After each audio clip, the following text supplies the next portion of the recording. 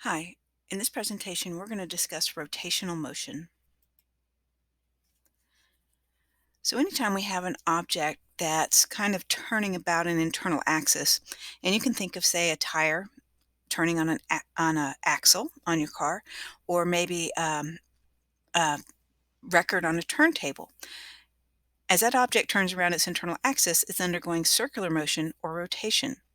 And the circular motion is we have two different kinds of speeds. We have our tangential or linear speed and our rotational or circular speed.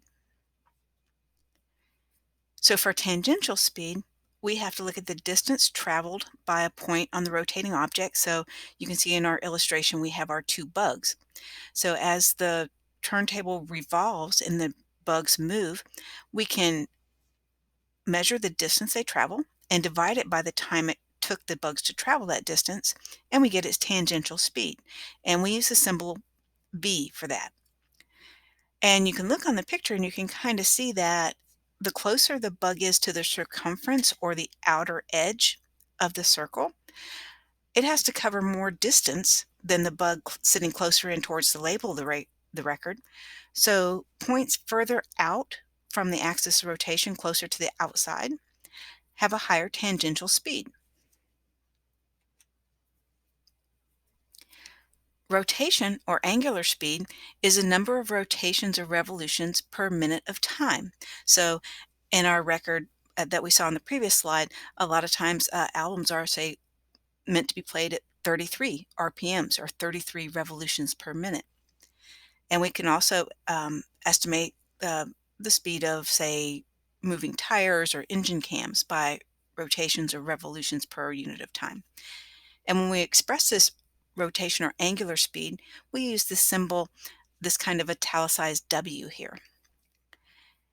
And think back to when you were a kid and you were on the merry-go-round at the playground, and you might have noticed that as you spun the merry-go-round, all parts of the merry-go-round made that rotation or revolution around the axis in the same amount of time. So if you were sitting in the middle of the merry-go-round and your friend was sitting on the outer edge, as they spun the merry-go-round, each time you came around to the same place, you both made that trip in the same amount of time. So all parts on an object that's rotating around an axis have the same rotational speed no matter where they are on that object. So that's a difference between rotational speed and tangential speed. Tangential speed, there is a big difference depending on where you are on the rotating object.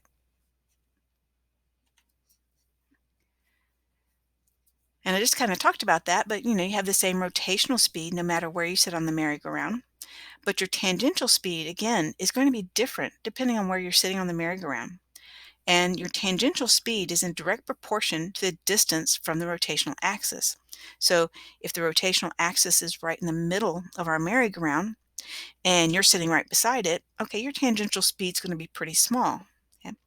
But if you're way out on the outside of the merry-go-round, now your tangential speed is proportional to that distance, and you're going to be going much faster than someone sitting in the middle of the merry-go-round. To figure out your tangential speed, again, you have to know the radial distance, how far you are away from the axis, and the rotational speed, how many rotations per unit of time. And so our tangential speed can be written as V equals R radial distance times W rotational speed. So knowing that our tangential speed V is R times W, if we increase our rotational speed W, of course, we're going to start moving faster. Our V is going to increase. And if we increase R by making a bigger radius by moving further from the axis, then again, we can see by multiplication, we're going to increase our V as well. So think back to our bugs we saw in our picture before. And the one ladybug is sitting halfway between the rotational axis and the outer edge. So she's the inner bug. And as the turntable speeds at about 20 RPMs, she has a tangential speed about 2 centimeters per second. But now she has a friend who's sitting all the way on the outer edge about twice as far as she is. So what would you say the tangential speed of the outer bug, who's twice as far from the rotational axis, would be?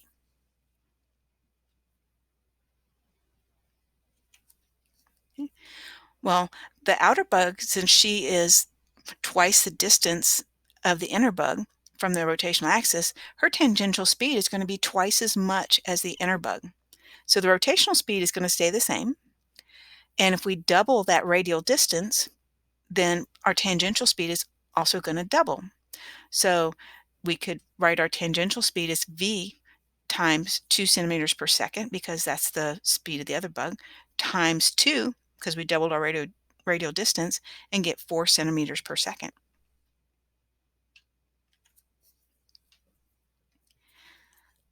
And as we see these things going around on turntables or rotating about an axis, we tend to notice that things rotating about an axis tend to remain rotating at the same rotational speed unless they're interfered with by some external influence.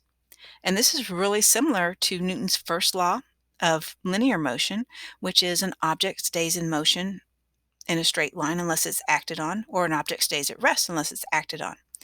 Same thing with rotational motion. Objects resist changes in their rotational state unless they're acted on, and we call that rotational inertia. And we can write that rotational inertia using the symbol, that italicized capital I there.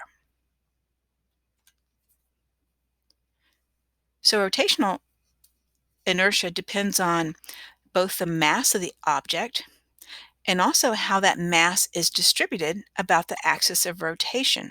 Okay? So we can say our rotational inertia equals the mass times the square of the radius.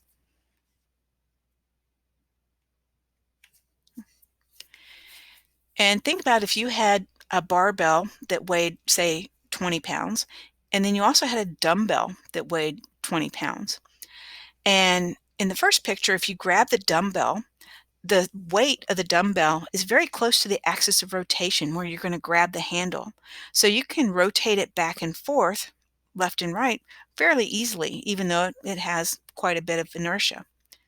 But now let's pick up the barbell, and now the weights are way out, away from our rotational axis.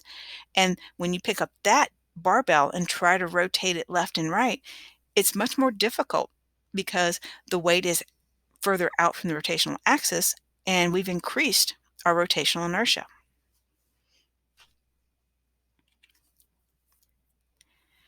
And you can see this in action if you've ever seen, say, a high wire or a tightrope walker.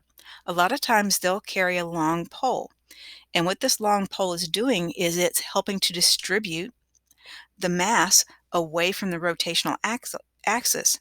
So now he has a higher rotational inertia, and it's harder for him to tip left or right and fall off the wire. We can also do this without a pole. If you watch gymnastics on TV or anything, or go to a gymnastics meet, when the gymnasts are, say, tumbling on the balance beam, you'll notice a lot of times when they land, they'll put their hands out, as we see in the picture on the bottom. And again, what she's doing there is redistributing some of the mass away from the rotational axis, so now it's harder for her to tip left or right and fall off the beam.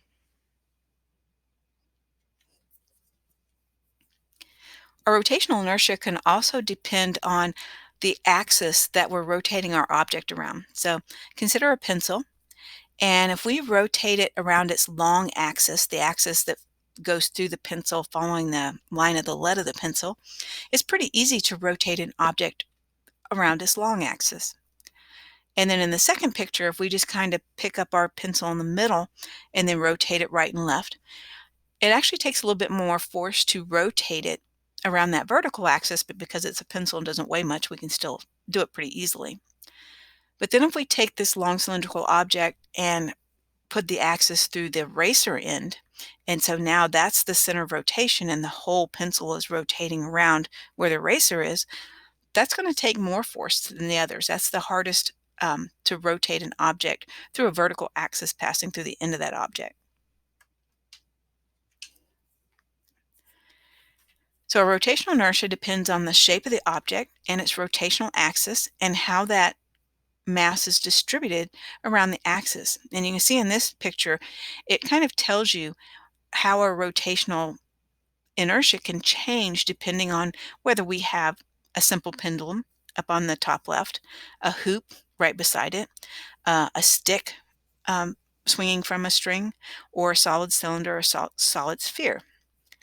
For this class, we really don't have to um, be able to figure this out. We're not going to do any problems for this, but the ones I do want you to look at in this picture is our hoop around the normal axis right here in the middle of the top of the picture. And you can see the axis goes right through the space in the middle of the hoop. So we can see our radius goes from the middle to the outside of the hoop. And it rotates around that axis. And for this one, our rotational inertia will be that mass times the radius squared. But look down here at the solid cylinder. Okay? And it's rotating around the same axis as our hoop. And let's say we cut a slice of this cylinder, just like cutting a sausage link, so that it's about the same width as our hoop up above. And so now we have, and maybe it's even the same mass as our hoop. So now we have a solid disc rotating around that same rotational axis.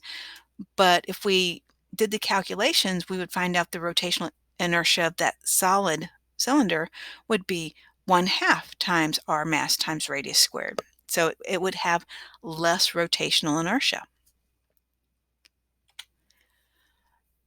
So knowing this, if we have a hoop and a disc that have the same amount of mass, and we have our inclined plane and we're releasing from the top, which one do you think will reach the bottom first? And when we do this experiment, we see that even though the objects have the same mass, the disk will reach the bottom first, because think about back to our previous picture, the disk has less rotational inertia to overcome. So it's going to speed up quicker. So it's going to have more acceleration. So it's going to reach the bottom of the incline before the hoop.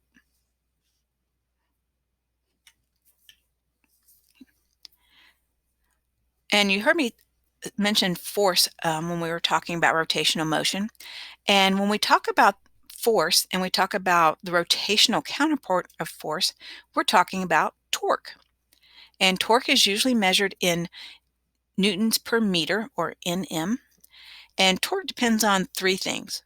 It depends on the magnitude of the force and the direction in which it acts, which we know force is a vector, so we always have to have a magnitude and direction. But with torque, because we're talking about rotation, the point at which we apply it on the object also determines how much torque we have. So if we wanted to write an equation for torque, it would be torque equals the lever arm, or the length of the lever arm, times the force applied. And the way we calculate a lever arm is we look at what is the shortest distance from where the force is applied, and then the axis of rotation. The lever arm is dependent on where the force is applied and also what direction it acts. So, but for most purposes, we need to look at the shortest distance from where we're applying that force and the rotational axis of our rotation. So let's look at this picture. So in the first picture, the girl exerts 250 newtons, and the boy, he's a little heavier, so he exerts 500 newtons. But she's sitting further away from the rotational axis, which is the middle of the seesaw.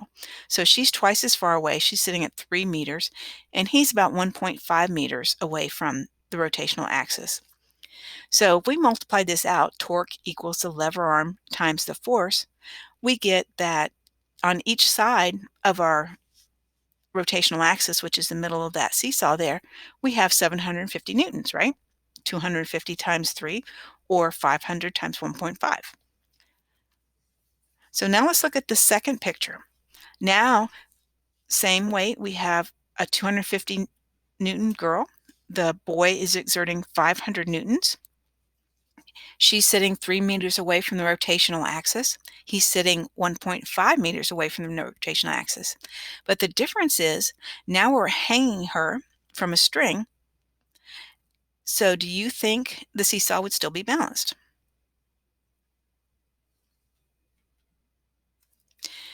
And yes, it would still be balanced. Remember, torque is merely lever arm times the force.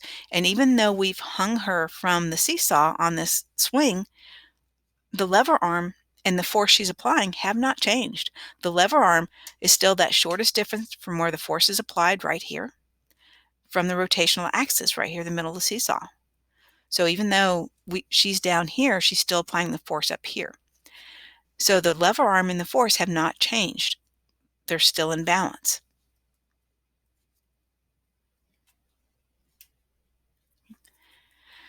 And to think about this, we have to look at how we apply that force and some of the angles involved. So let's look at our first picture. Supposing you're trying to take this nut off with a wrench, okay, and it's on there really well, good. So you're trying to use as much force as you can. If it's in an awkward position and the force you apply is not at a right angle to the lever arm, then we have to follow the line of the force, and then the shortest distance between that force and the lever arm is way down here. Okay, so you can see we're not using as long a lever arm as if we can pull straight up on the wrench. Now look at how long the lever arm is in the second picture. So we have more torque here. And then supposing that nut is really stuck tight, we can actually slip a sleeve or a pipe over our wrench, extend our lever arm, and remember torque is the force times the lever arm. So we extend that lever arm, and even with the same amount of torque, same amount of force, we're going to have much more torque.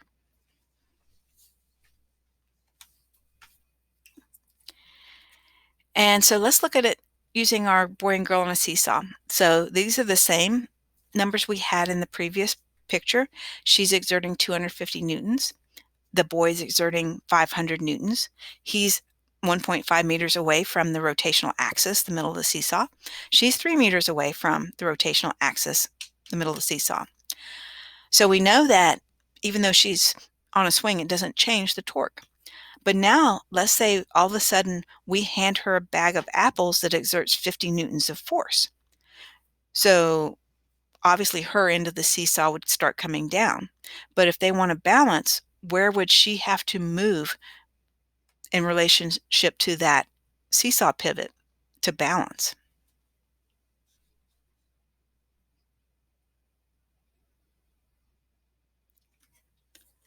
And we can work this out by using our torque formula. So we know torque is lever arm times force. And we worked this out before when we talked about this picture that she's 3 meters away from the pivot, exerting 250 newtons of force. So that's 750 newton meters of torque.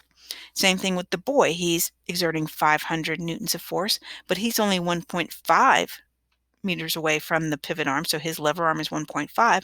So that gives us, again, 750. And now if we add 50 newtons of force to the girl, now the boy's still exerting 750 newton meters of torque. So we have to find out where her lever arm would have to be. So to her 250 newtons, we added 50 newtons of apples. So she's exerting 300 newtons of apples. So we just punch this into our equation. So 750 newton meters of torque is going to equal X, that's going to be our lever arm, times 300 newtons of force. And if you work it out, we get that she would have to sit 2.5 meters from the lever arm to exert 750 newtons of force.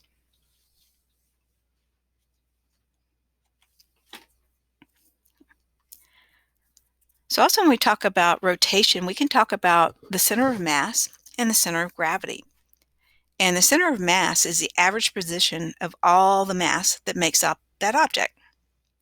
And the center of gravity is the average position of the weight distribution. So remember, mass and weight are two different things.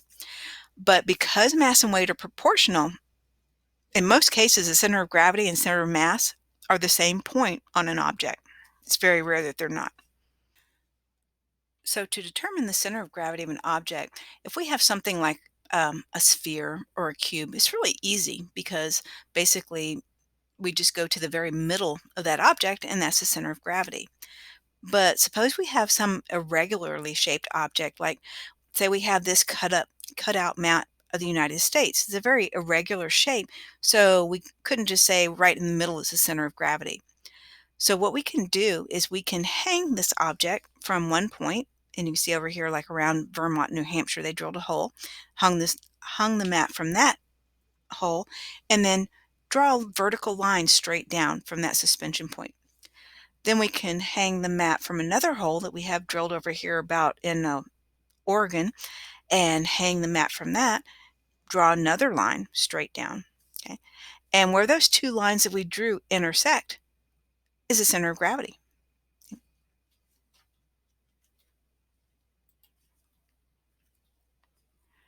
Now, with some objects, the center of mass might be where there is no mass. So think about a beach ball or a basketball. There's nothing really inside them except for air, which is not actually part of the mass of the ball. So, but if we actually tried to figure out where the center of gravity or center of mass is on this object, it would be right in the middle, right where there's basically nothing but air. And this is true for all spheres. The center of mass for spheres is the geometric center of that sphere. And even objects that are not spheres can have their center of gravity or center of mass where there is no mass. So think about a donut. Where's the center of gravity? Well, it's right in the center of the hole where there's no mass. The location of the center of gravity is very important for objects to have stability. So if we have an object and we draw a line straight down from its center of gravity and it falls inside the base that that object is standing on, then it's going to be stable. It's going to be in equilibrium and it's balanced. If that center of gravity falls outside the base, then that object is going to be unstable and fall over. So you've probably heard about the Leaning Tower of Pisa in Italy. And when you see it, a lot of people say, wow, how can it not be falling over? Because the top is way over here and the bottom is way over here.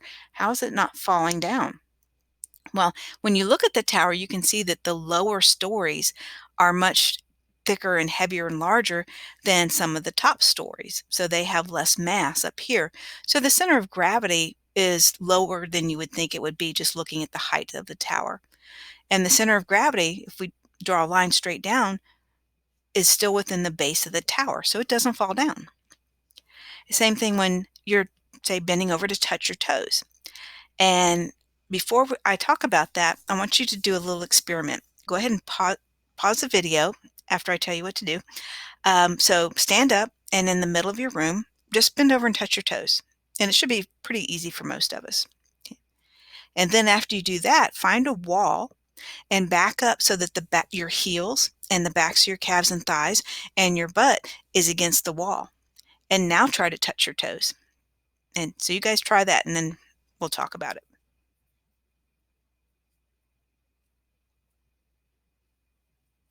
Okay, so if you tried that, bending over and touching your toes, you probably noticed that it wasn't hard when you were in the middle of the room. But when you backed up against the wall, when you bent over to try to touch your toes, you felt like you were going to fall on your face. And hopefully you didn't. And that's because when we look at the human body, our center of gravity is just a little bit underneath your belly button. So our center of gravity would be right about here. And as you can see in this picture, when she bent over to touch her toes, what happened? Well, her rear end went this way as her upper body kind of went this way. And that kept that center of gravity right here below her belly button, right over her feet. And the same thing happened when you touched your toes in the middle of the room. Your rear end automatically went back as the top half of your body went forward. But now when you were backed against the wall, your rear end couldn't go back. So now when you bent forward, your center of gravity was way out over your toes. And so you probably had to either step forward or stand back up so you didn't fall over.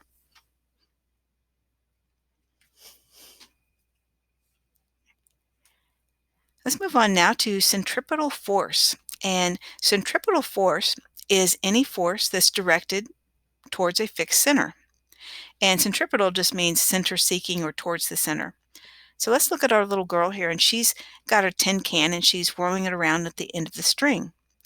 And so what she's done is she's imparted a motion to the can, and the pull of the string keeps the can moving towards the center and in a circle. So it's continuously, it wants to move in a linear fashion, but the pull of her string is making it go in a circle around the center.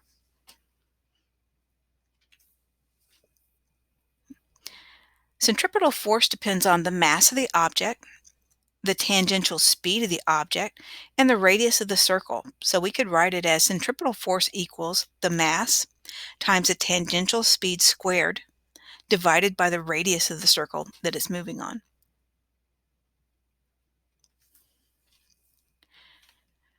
When a car rounds a curve, the centripetal force is, which is created partly by friction, is what prevents it from skidding off the road. So we can see as we turn a corner or drive in a circle, the centripetal force keeps the car moving around the center. But if the road is too wet or we're going too fast, of course, then it's not strong enough and we'll skid right off the road.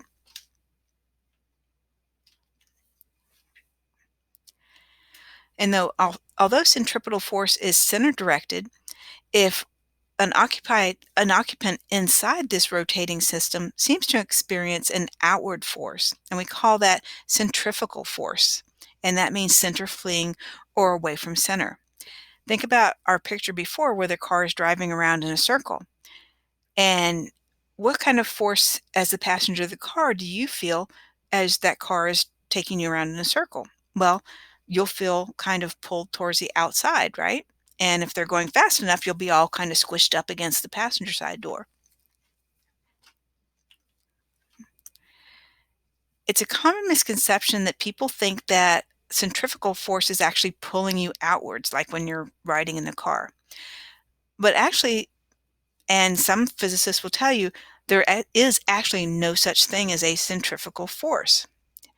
What's happening is you want to move in a linear fashion, like our can on a string that we're swinging in a circle, wants to move in a linear fashion, but the string keeps pulling it inwards, okay? And so it's pulling it away. So you're feeling that change in velocity and acceleration pulling you around in the circle. So, and to think about how centrifugal force is not an actual force, think about what happens if we're swinging this can around in a circle and the string breaks. Does the can continue moving around in a circle this way? No. The can, if the string breaks, the can goes poof, shooting off in a straight line because no force is acting on it. It's going to obey Newton's first law if our string breaks. And you can think about this if you've ever been to track and field and you've seen somebody do the hammer throw.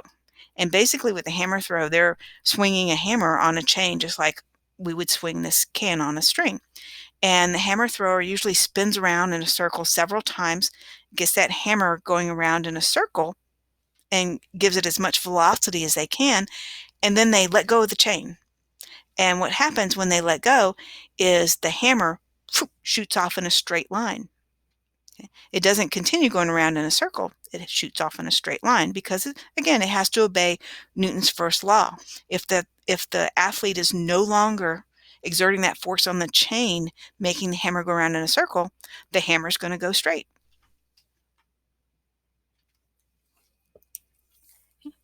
So again, there's no force pulling the can outward. The can wants to go in a straight line. The only force on the can is that centripetal force given by the string, pulling it inwards. And I posted a link to a video. It's called the centrifugal force demonstration. If you want to look at that video, the person that made that video does a demonstration with water in a bucket, and he talks about how centrifugal force really doesn't exist.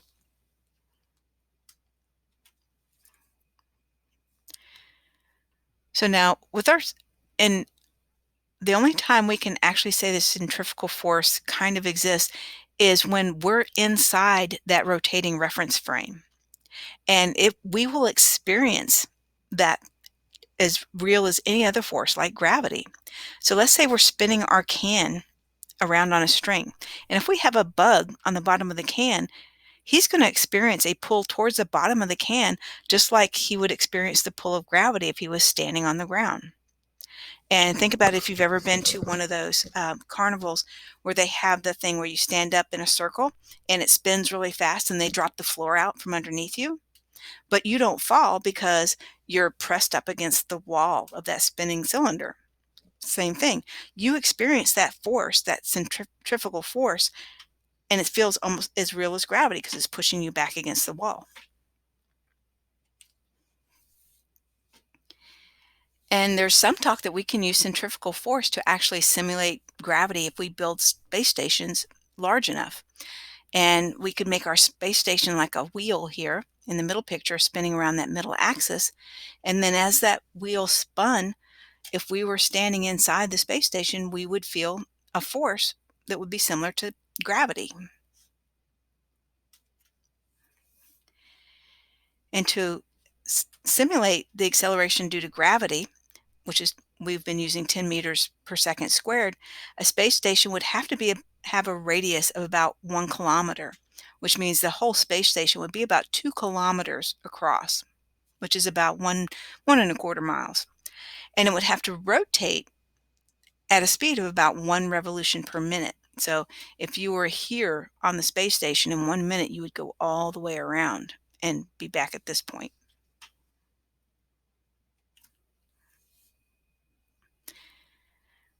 Now let's talk a little bit about angular momentum. Remember, we talked at the beginning about rotational inertia is I, our italicized capitalized I, and rotational velocity is W. Okay? We can define angular momentum as that rotational inertia times rotational velocity, or angular momentum is our I times W. And angular momentum is quite similar to the linear momentum that we talked about last week. And for objects that are pretty small compared to the radial distance, we can actually write this as a very simple equation. Okay? Say if we have a small ball on a string that we're swinging like in a couple of meters radius, we can multiply the mass of the object times its velocity times the radius, and that will give us the angular momentum.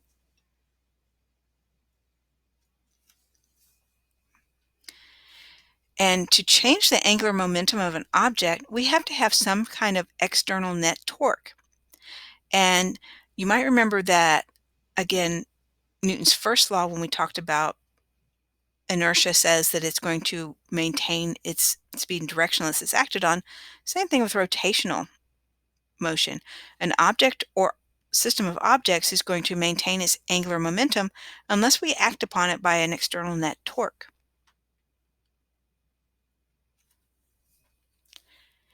And just like linear momentum, again, we have a law of conservation of angular momentum. Remember when we talked about linear momentum, if no external force acts on a system, then the linear momentum of that force is going to remain constant. Okay? Same thing with angular momentum. If we don't have any kind of torque, external torque, acting on a rotating system, the angular momentum of that system is going to remain constant.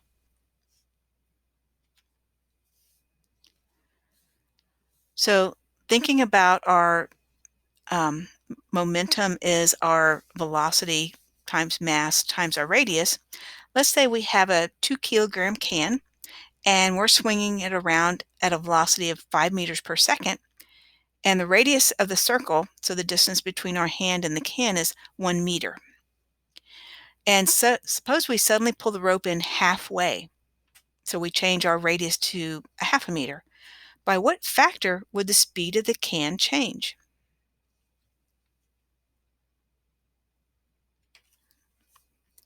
Okay. Well, our angular momentum, again, is our mass times our velocity times our radius. So at the beginning, our mass is 2 kilograms, so we can punch that in. Our velocity is 5 meters per second, so we can punch that in. And the radius is 1 meter. So we get an angular momentum of 10. Okay. And now, due to the conservation of momentum, we know our angular momentum is going to be 10 after we shorten our string, but we've halved our radius. So 10 is going to have to equal 2 for our kilograms. That hasn't changed. X is going to be our velocity because that's what we don't know right now. And then 0.5 is our radius. And we can do the math and see now that our velocity is going to be 10 meters per second. So we've doubled our velocity when we half our radius. So if we don't have any outside force, that external net torque, the external angular momentum, which is basically our, again, our rotational inertia times our rotational velocity, has to always balance. If we increase the inertia, then the velocity is going to have to decrease. And if we decrease the inertia, then the velocity is going to increase.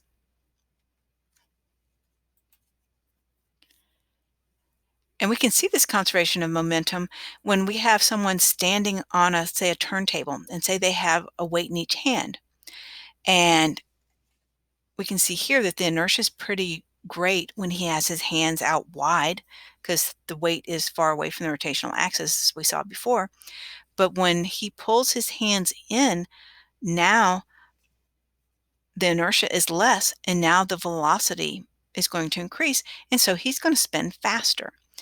And I have another video under resources for this week called Conservation of Angular Momentum, and this video is someone actually demonstrating this in the classroom.